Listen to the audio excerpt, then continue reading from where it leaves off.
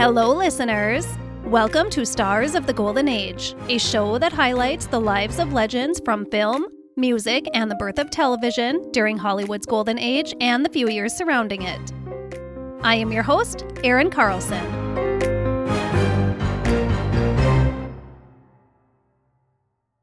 I would like to start out by giving a shout out to a couple of new Patreon members. Sorry it's taken a little bit for a couple of you. I usually record quite a bit ahead of time, and I had surgery right before Christmas, so I got really ahead of the game. But a huge thank you to Stacy L., Deborah B., and Ellen F. Thank you all so much for supporting the show on Patreon. I appreciate it so much. If you are interested in supporting the show and receiving bonus content as a thank you, listen at the end of the show for details. Thank you again, Stacy, Deborah, and Ellen. Today is the first of a 4-week installment of individuals I'll be covering as we respect Black History Month. I'll be covering 4 remarkable individuals this month, all who went through extreme hardships and struggles to help pave the way for Black entertainers of the future. These individuals are Louis Armstrong, Louise Beavers, Paul Robeson, and today's spotlight, Bessie Smith, Empress of the Blues. Let's dive right in and learn all about Bessie Smith. Bessie Smith was born on April 15, 1894 in Chattanooga, Tennessee. Bessie's parents, William and Laura, were very poor. In fact, she was born in a run-down one-room shack. William and Laura met as workers on a plantation in Alabama. I say workers because it was after the abolishment of slavery, but we all know they weren't well-compensated, respected employees of that plantation. William and Laura left that plantation and relocated to Chattanooga, where William worked as a day laborer and a part-time Baptist preacher. Bessie was the youngest of 7 children, having 3 older brothers and 3 older sisters. That's a lot of mouths to feed for a poor family. But that's not nearly as tragic as what I'm about to say. Bessie's father, William, died when Bessie was still a baby. She would never have any memories of her father. And it gets worse, much worse. Bessie's mother, Laura, died 8 years later. So 8-year-old Bessie and her 6 older siblings were left to survive on their own. Viola was the oldest of the 7 Smith children. I found her birth year at 1877 on a genealogy site, so she was likely about 25 years old when their mother died. And I believe it was just Bessie and her brother Clarence who were still technically children at the time of their mother's death. All of the Smith children contributed where they could to help make money to pay rent and scrape by with a little food. They lived in absolute poverty. Bessie and her brother Andrew became regular street performers in their neighborhood in Chattanooga. She would sing, and he would play guitar. Life became even more difficult when both older sisters, Viola and Tinny, became pregnant, and the father of at least Viola's baby fled the situation. Viola was said to already be an angry woman. I mean, do you blame her? But this situation left her even more harsh and more cold. And sadly, downright abusive. She was especially cruel to her youngest sister, Bessie, and would do horrible things to her, such as locking her in the family's outhouse for long stretches, and even overnight at times. To make life even more cruel for Bessie, she was often bullied at school. It was a really sad and incredibly difficult childhood. And going through all of the everyday turmoil of survival while grieving the loss of both of her parents. Bessie's brother Clarence was presented with an opportunity to escape this life in 1910, and he ran with it. He was invited to join the Moses Stokes Vaudeville Company, which traveled the U.S. for performances. He was hired as an MC and comedian. Viola was very upset that he would even consider abandoning his family like this. But Clarence saw this way out of his poverty-ridden future in Chattanooga and knew he had to take it. And when the act landed in Chattanooga for some performances 2 years later, he convinced the showrunners to hire on his little sister Bessie, who was now 18 years old by this time. Bessie was now a vaudeville dancer, and she had also won her ticket out of Poverty Row. There was hope for her future. Within a year, Bessie had a regular gig at the 81 Theater in Atlanta, Georgia. She was making $10 per week plus tips. $10 per week would adjust to about $320 per week today, so she was definitely still struggling. But from what she came from, that was really good money. She was still doing vaudeville as well, by now working her way into the Theater Owners Booking Association, or TOBA, which was a highly regarded black vaudeville circuit. The best of the best in Southern black entertainment circles of the day. And she would perform TOBA shows for many, many years, well into stardom even. I want to point this out really quick. The 1920s were a hopeful decade for black entertainers as the cabarets and nightclubs found great success with their all-black talent on stage. But being too black wasn't going to work. We can't rush into these things, you know. Club owners and their patrons wanted light-skinned entertainers. I'm going to reference Boardwalk Empire again in a minute, but if you've seen the show, just think about the performers even at Chalky White's club in the show, a very dark-skinned black man. All of the girls performing were very light-skinned. That's how it was, and Bessie Smith was a little too dark for a couple of stages, and she was denied the chance to perform. Talent didn't matter as much as the color of her skin.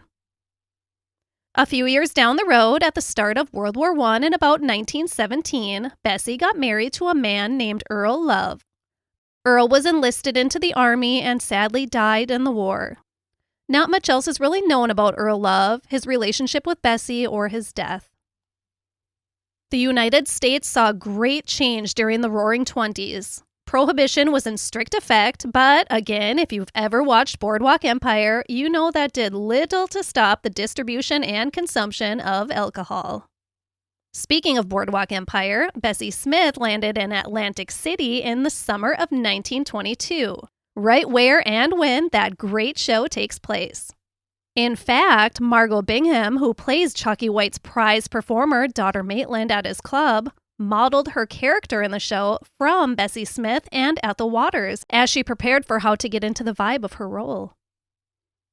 Bessie was now 28 years old, and she was performing to sold-out audiences at the popular Paradise Gardens in Atlantic City.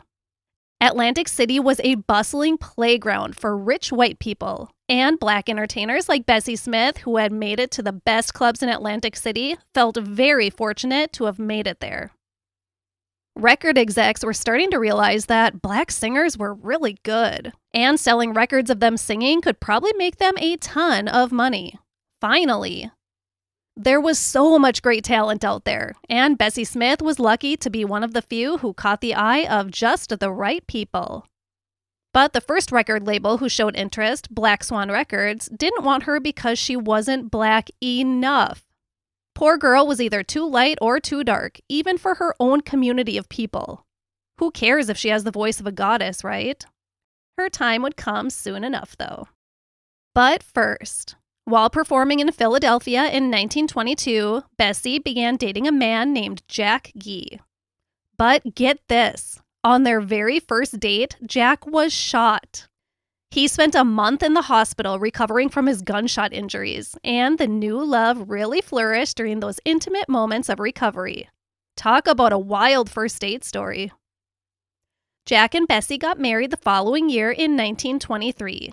Just in time for Bessie to shoot to fame.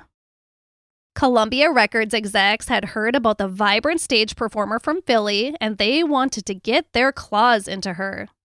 They summoned her to New York for an audition, a huge deal. Jack sold some of his things to be able to afford a nice dress for his new bride, so she looked beautiful and polished at her big audition. Well, Columbia loved what they saw, and in February of 1923, Bessie Smith was signed into contract with the record label. She was so excited. Look how far she'd made it. I read multiple accounts that there are old advertisements that have been discovered that point to Bessie Smith having recorded some songs prior to 1923. But they were likely under a small record label and they do not exist today. But Columbia Records was the big time for her. And the moment she signed that contract was the moment her life's trajectory forever changed. Blues music had just made it into the mainstream, and Bessie Smith was there to help escort it in. And her voice and the soul and emotion she delivered through that voice was amazing. It was pretty remarkable. And just like that, Bessie Smith's voice was being played on the radio, people were buying her albums, and she was heading out on tour to perform for her new fans. Her first single, Downhearted Blues, sold 780,000 copies in the first 6 months. She had some obstacles to fight through, though. Lots of obstacles. Blues music was already a beloved part of the culture in the South, but in the North, it was new and different and viewed as backwoods music. It wasn't respected or taken seriously. But Bessie Smith was tough. She could handle obstacles. The documentary I watched about Bessie summed up her personality nicely. They said, quote, "She had the fiery temper of a diva, swore like a sailor, was willing to physically fight people if she felt like it, and drank a lot of moonshine," end quote. Bessie was tough, yes, but she was also extremely compassionate and giving. Bessie's husband Jack later spoke so lovingly about Bessie and her big, kind heart. He said she would have done anything for anyone and was the kindest woman he had ever known. So Bessie was a complex and passionate woman. She loved fiercely, and she fought fiercely too. Bessie's performances on tour were said to be almost like a vaudeville show. Remember, she had a lot of experience entertaining audiences, going all the way back to performing on the streets to put food on the table when she was a child. She knew that audiences loved a variety in their entertainment. So, in between her slow, soulful songs, she would break things up with comedic interludes. And this range of energy made her a very popular performer. Her shows on tour also included chorus girls and comedians, so it was a very well-rounded show. Bessie quickly became beloved by white audiences. Her stage presence, though, contrasted greatly with her image offstage. Even though she was becoming more and more successful and was in a position to afford nice things, Bessie would often perform in furs and pearls, but preferred a personal life as just a simple, no-frills woman. Humans will do anything to avoid the actual work they said they'd do. While supposedly writing this trailer, I checked my slow cooker, restocked the fridge, took my blood pressure, it's dangerously high by the way, followed up on a WhatsApp conversation, picked up the post, checked in on the cats, tidied my desk, and made another coffee. That's genuinely true. Those are things I did while I should have been writing this script. And all I really need to tell you is that Undo is a podcast that examines productivity methods through the ages and tries to separate the brilliant from the bullshit so you can figure out how to design your own system that matches your brain chemistry. I mean, really, it's just a fun show you can listen to and tell yourself you're working. Finally, procrastination in podcast form. Anyway, Undo. It's a weird name, and if you type it into your phone, it might just move a bunch of photos out of your recycle bin. Don't worry, just head to undo.fm, that's undo.fm, and click on all of the buttons. Undo, because my doorbell just rang, and that means I get to do something else instead of make this trailer.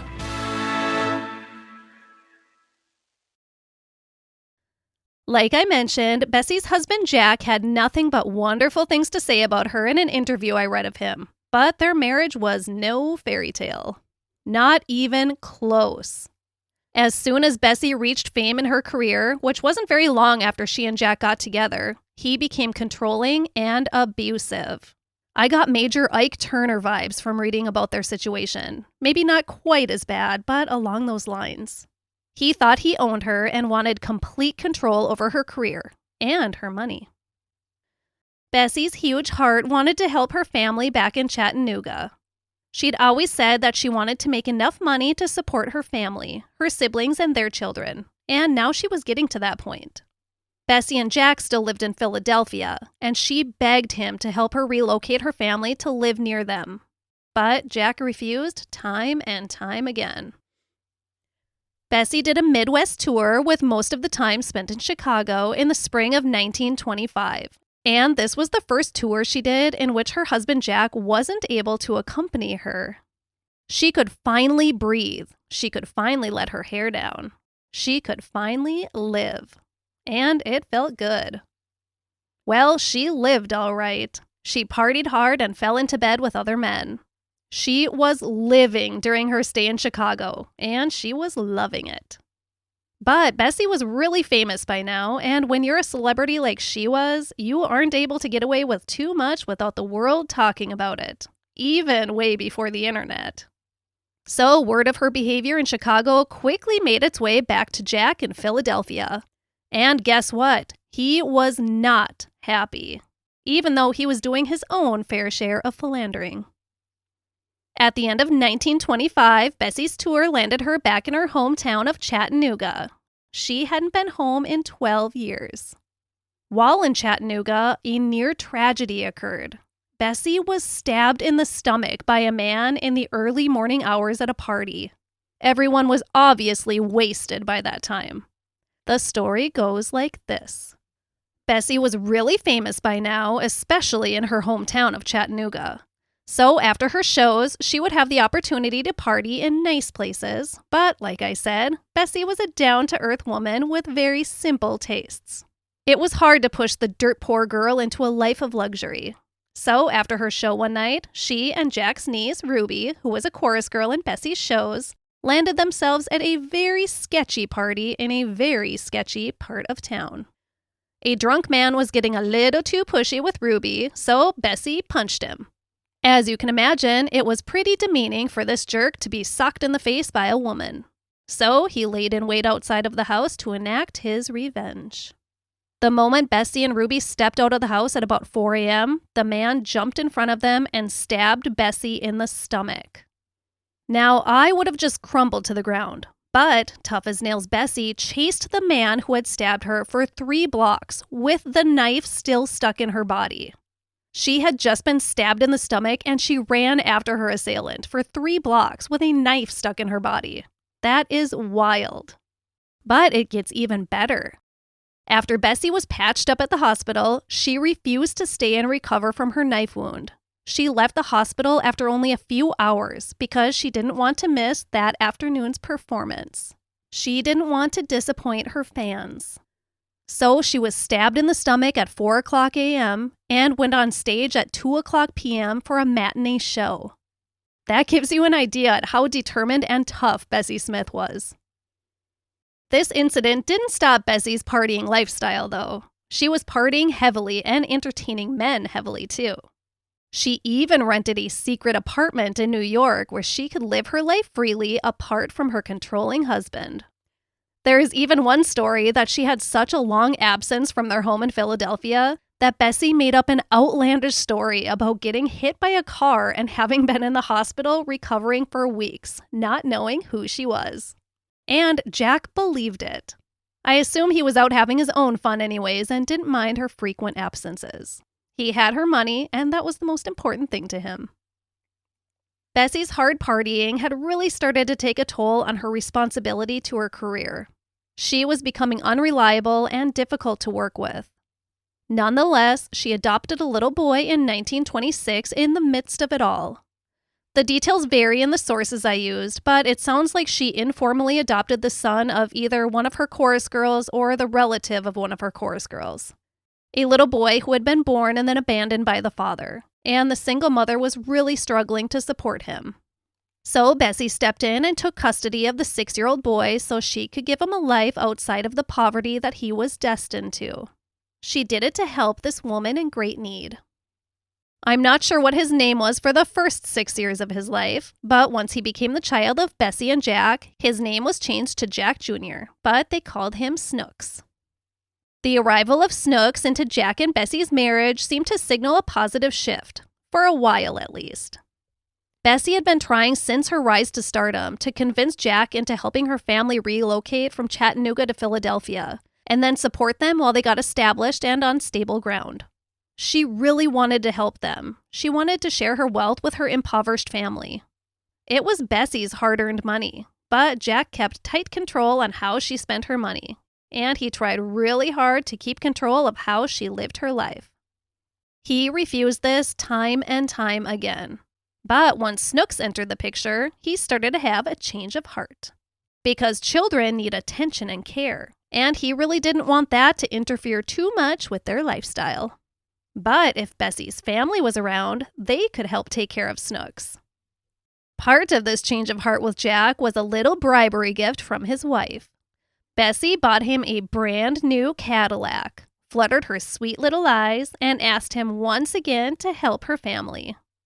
So Jack took the new Caddy down to Chattanooga to pick up his in-laws. Well, part of them. He couldn't fit the entire family, so he made 2 trips. Bessie rented 2 homes in their neighborhood for her family to reside in. She was so happy to finally have her family back together with her. And she was happy she was in such a position to help them after all of the struggles they'd endured. Sister Viola, however, had not become any kinder through the years. She was as bitter and sour as ever. Instead of being appreciative of the generosity Bessie extended to her with the move to Philly and providing her with a nice home to live in, Viola was resentful of her sister's success and viewed her new life in Philly on Bessie's dime repayment for the stress of raising her as a child. You know, after their parents died and Bessie had no one else to help her. And this care Viola was so proud of giving Bessie included abuse and locking her in an outhouse overnight. So anyways, Viola thought she deserved to be treated like a queen now. She thought Bessie owed everything to her. To make the situation even more stressful for Bessie, Viola and Jack did not get along. They clashed big time. And Bessie was always stuck in the middle of their disputes and dislike for one another. Bessie and Jack's relationship was becoming more toxic by this point too. They were both having affairs, and Bessie's fiery temper was getting hotter and hotter.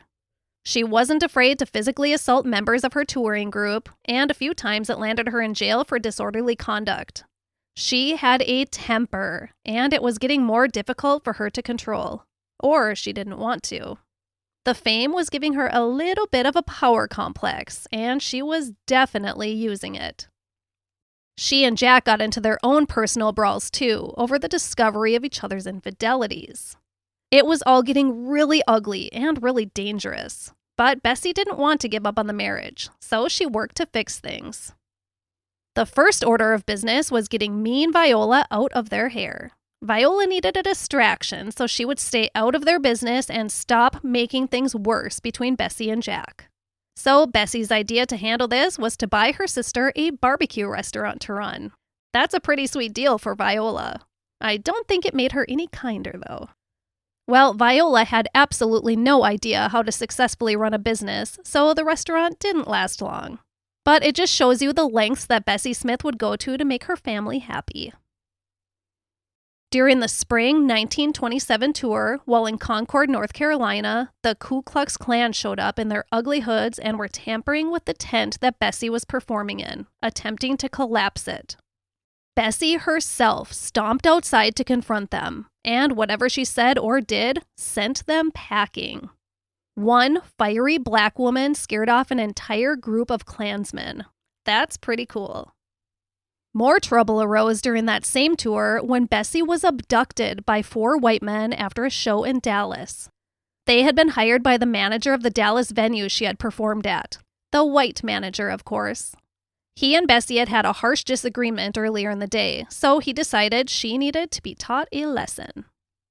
Bessie was thank goodness found after a short time, but horrifically she had been beaten terribly by the men who had taken her, and they had escaped once they were discovered. To make the entire situation worse, the police did very little to find the men, because crimes against Black people simply didn't matter as much. These incidents didn't help Bessie's increasingly damaging drinking problem or her mental health. By this point, she was hiding most of her drinking from her family, but the signs were all there, of course. She would go on intense drinking binges, but on the flip side, she was completely capable of ignoring the bottle for weeks as she focused on her work. She was also completely indulging in her life of fame and fortune by now, and her spending was spiraling out of control. She wanted that lavish life she never dreamed she would ever obtain. But she was kind of stuck. She wanted and needed the time off, but her spending was at such a level by now where she needed to be working all the time. Mental health or lavish lifestyle? The state of Bessie's marriage to Jack did not help these things. Jack, by this point, was completely just using Bessie for her money. He was manipulating her, lying to her, and betraying her. Their fights escalated to a really ugly level. Bessie had had enough. She walked away from her marriage in the fall of 1928. Time for a new, fresh chapter in her life. Jack's new chapter included a new romance with a younger woman, also a singer, but not anywhere near the talent of Bessie. He took her talent and created a new show centered around her, taking all of the knowledge and contacts that he'd gained from Bessie's success and applying it to his new love. He wanted to build her up to be his new cash flow. He tormented Bessie further by accusing her of abuse and neglect with their son, Jack Jr. Instead of trying to gain custody himself, he brought the boy to the Society for the Prevention of Cruelty to Children. This was before modern social service agencies. And he convinced them that Bessie and her lifestyle were unfit to raise Jack Jr. He surrendered the poor boy into their custody. And instead of staying with one of his parents and at least a decent nanny that his mother's fame could afford him, he spent the next few years bouncing around from one foster home to the next. He finally escaped his last foster home and made his way back to Jack Sr., who clearly didn't want him, but didn't want Bessie to have him either. So Jack took him in, but made him live out the remainder of his childhood working like a servant and living in the cold basement. It was a really sad fate for Jack Jr., and it seems Jack Sr. did it solely to hurt Bessie. He wanted to play evil games with his ex-wife, and in the process, he ruined a child's life. To make the dissolution of her marriage even more painful, Bessie also lost her best friend in the divorce. Jack's niece Ruby had joined Bessie's outfit very early on, and she and Bessie had become very, very close. Ruby had been by her side through all of the good and all of the ugly. But when Jack began building his new show that showcased his new lover, he lured Ruby away from Bessie and into his new chapter. This was a devastating loss for Bessie, almost more heartbreaking than losing her husband. Despite the heartbreak, with this new chapter in Bessie's life came exciting new professional endeavors. Just in time, actually, because there was a shift in interest in the vaudeville type of shows that she had been so successful with. And the record companies were shifting away from her sound too. Shortly after her split with Jack, Bessie was offered a starring role in an all-black Broadway musical called Pansy. She had been entertaining for years, but this was a whole new deal. This was the kind of opportunity that could open her up to all kinds of bright new opportunities, especially as a black performer in the late 1920s. Successful black Broadway performers were often skyrocketed to international fame. More fame, more variety, more money. But although Bessie's performance was good in the short Broadway production, it was unfortunately the only good thing about it. And as awesome as Bessie Smith was, she wasn't enough to save the musical from complete disaster. It was just not organized well. So her Broadway career was very, very short. I'm sure she could have gone on to do more Broadway productions, but she kind of had her eyes set on this new thing going on the other side of the country in Hollywood. Talking films. The first talking film in Hollywood, well, in the world actually, was a film called The Jazz Singer in 1927. The Jazz Singer only had 281 spoken words throughout the 90-minute film. But the following year, in 1928, Warner Brothers released the first feature film with fully recorded dialogue, The Lights of New York. And the rest is history as far as the evolution of movies from there. Well, Bessie Smith was in just the right entertainment circles just in time to dip her toes into that Hollywood action. But it wasn't that easy for a black woman. You know, rampant racism and all. But she was going to try anyways. Her voice needed to be heard on screen to the masses. Bessie Smith secured a starring role in a short film called St. Louis Blues. Sadly, this would be the only film appearance she would have. St. Louis Blues is the only video footage to exist of Bessie Smith. Just when things could have and should have been looking brighter in Bessie's career, bam, here comes the stock market crash of 1929 and the signaling of the Great Depression. Moviegoers and theatergoers were still indulging in entertainment as they could, but it seemed they mostly wanted to see white entertainment. The world would never know the potential rising film presence of the amazing talents of Bessie Smith. But this change in direction did turn out okay for Bessie. She began traveling under a new tour, the Broadway Revue. The review kicked off in Chicago, and while in town, she reconnected with an old friend named Richard Morgan. Bessie and Richard began seeing each other romantically, and guess what? He was everything Jack Gee wasn't. He was kind, he was respectful, he was compassionate, and he wasn't after Bessie's fame or money. He loved her for her.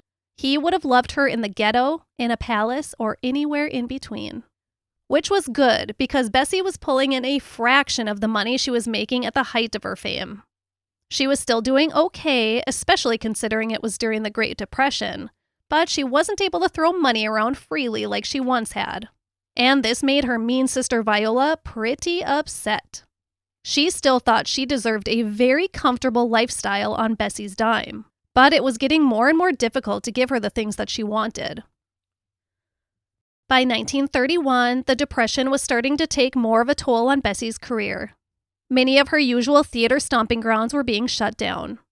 Instead of lines to see their favorite performer, bread lines were present instead to feed the near-starving people from the despair of the Great Depression.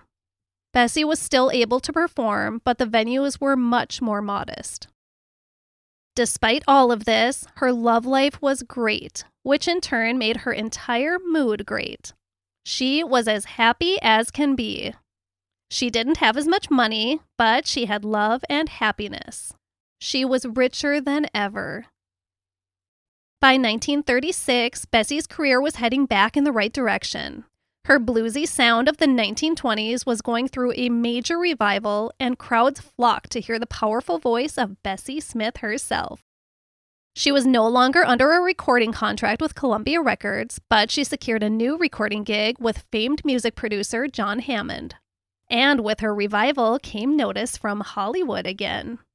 A couple of film directors had their eyes set on her for a successful stint in movies, which was now in the depths of the rich and glamorous golden age of Hollywood. Bessie's love life was great, her mental health was great, her career was great, her life was great.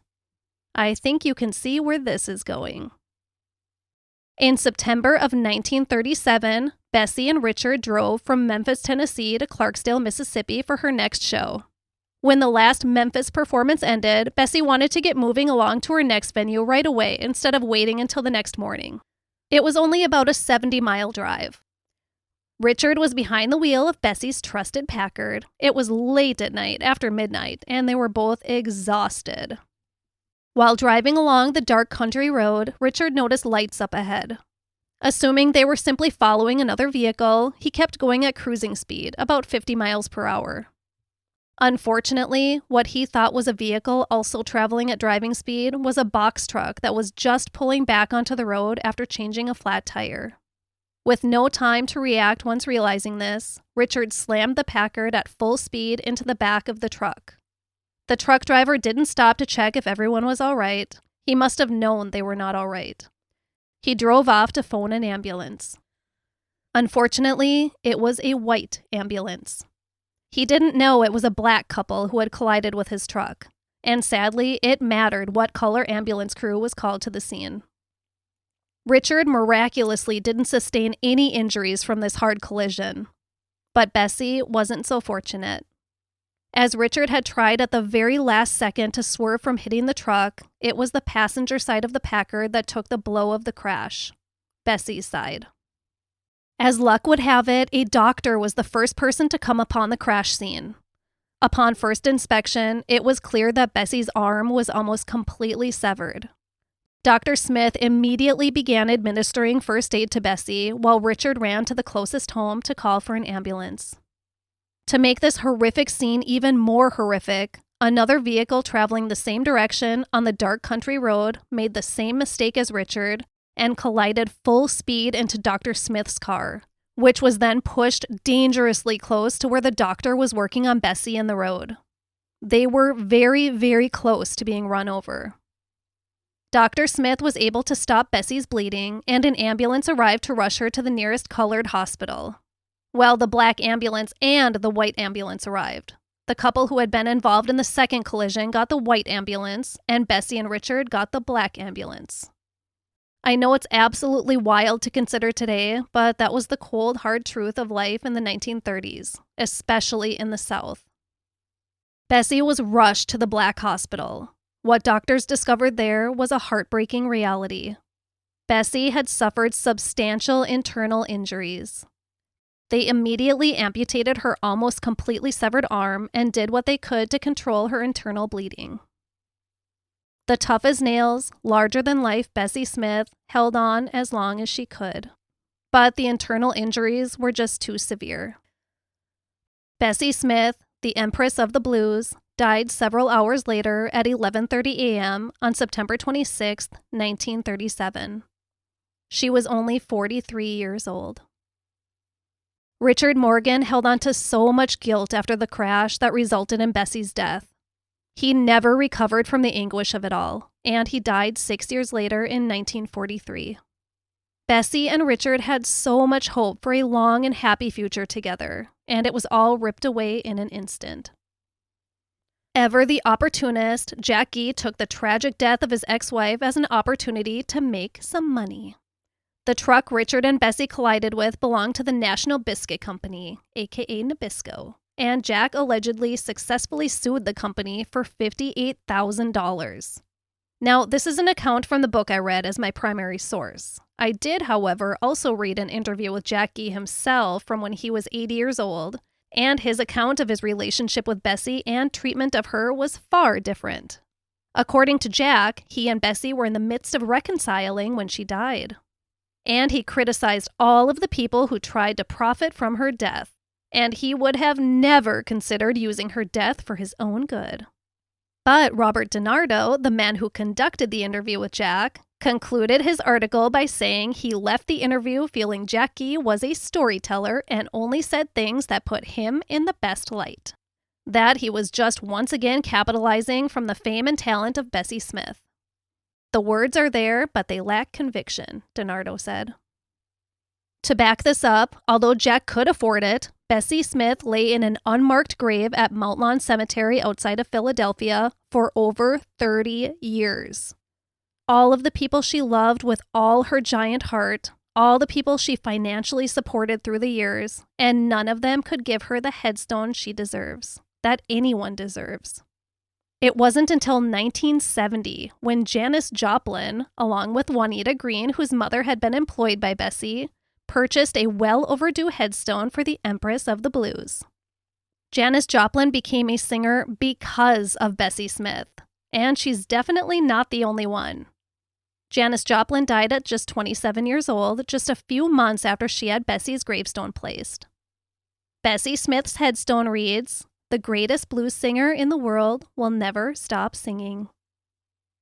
As far as Bessie's estate, Viola took what she could, and Jack Jr. sadly learned that he wasn't entitled to a penny since he was never legally adopted.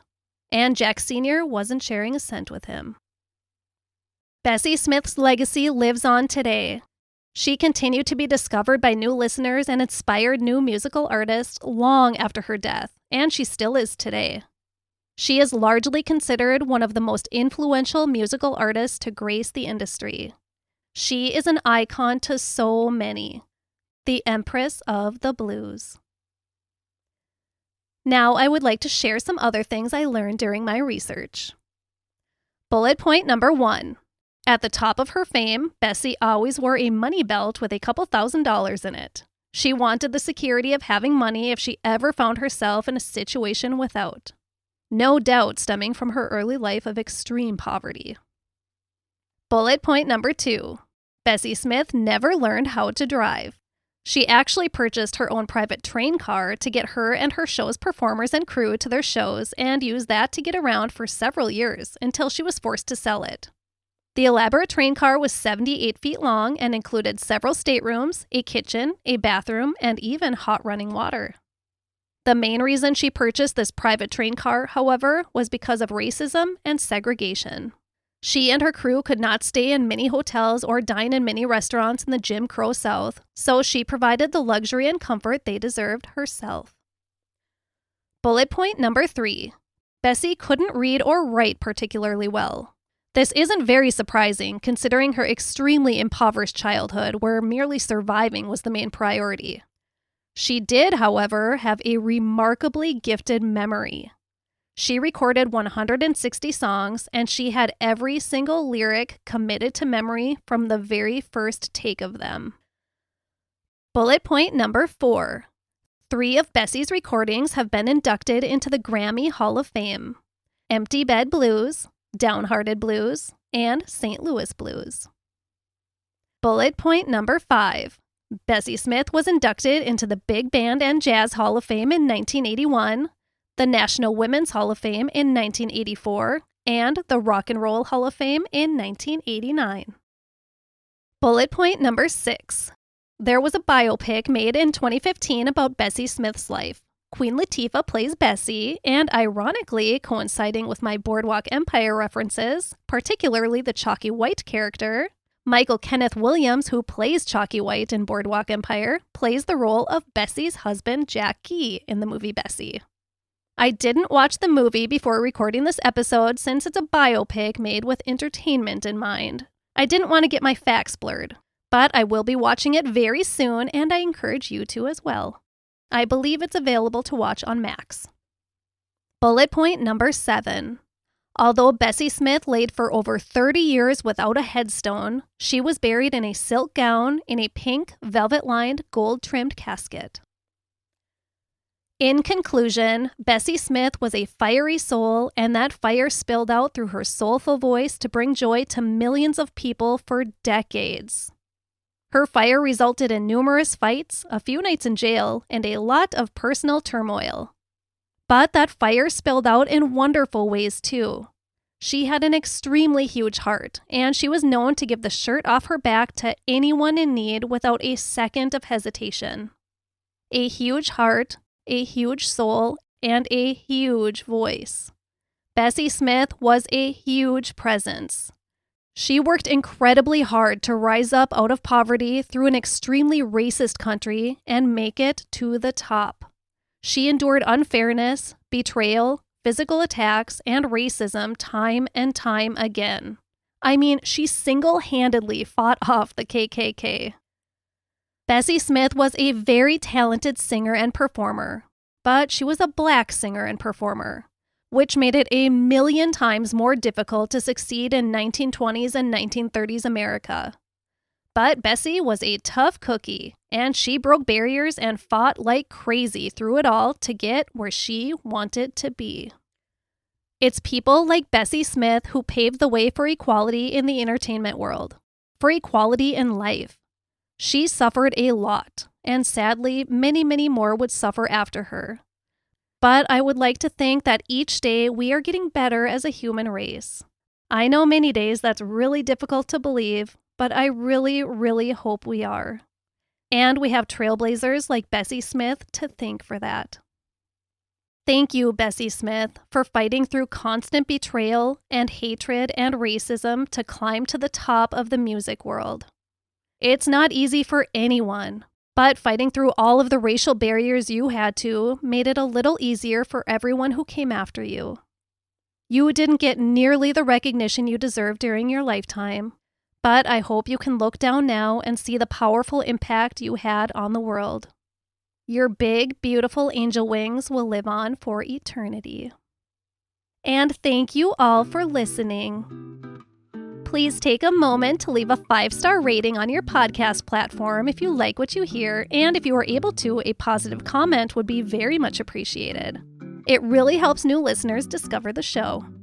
If you are interested in receiving bonus content, head on over to patreon.com/Stars of the Golden Age podcast to see the bonus perks available. My primary source for this episode was a book titled Queen of the Blues: The Life and Times of Bessie Smith by Jennifer Warner. I also watched a documentary on the 1920s channel on YouTube called Bessie Smith: The Woman Who Sang the Blues. An article from Oxford magazine titled Everyone Knows You When You're Down and Out by Amanda Petrusich from December 1st, 2013. An article from Rolling Stone by Sarene Leeds from November 15th, 2013. An interview with Bessie's husband Jack compiled by Robert E. DiNardo. Allaboutbluesmusic.com, Genie.com, the BBC, and my knight in shining armor, IMDB.